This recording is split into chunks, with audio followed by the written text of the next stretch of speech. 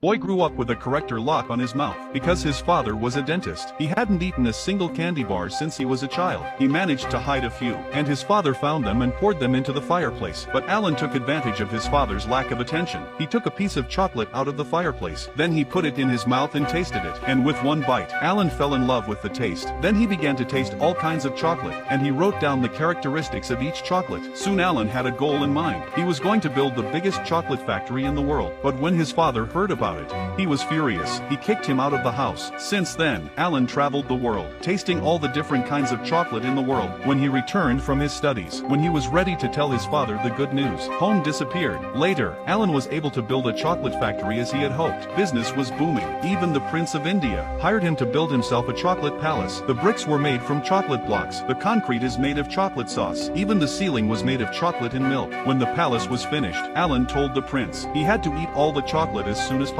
But the prince didn't listen to him because he wanted to live here forever. One day the prince was tasting the chocolate. Suddenly a pile of chocolate fell on his forehead due to the long exposure to the sun. The whole chocolate palace began to melt rapidly. Luckily, the prince ran fast enough. He was able to save his own life. On the other hand, Alan was also in trouble as his chocolates were selling like hotcakes. His chocolates were selling so well that many of his peers were jealous. They sent spies to infiltrate the factory and stole his secret recipe. Alan was disheartened, so he fired all his workers and announced that he would close the chocolate factory for good. But after a while, the factory was back up and running again. What was even more surprising was that a steady stream of chocolate was coming out of the factory, but not a single worker. At the same time, Alan made an announcement. He had hidden 5 golden tickets.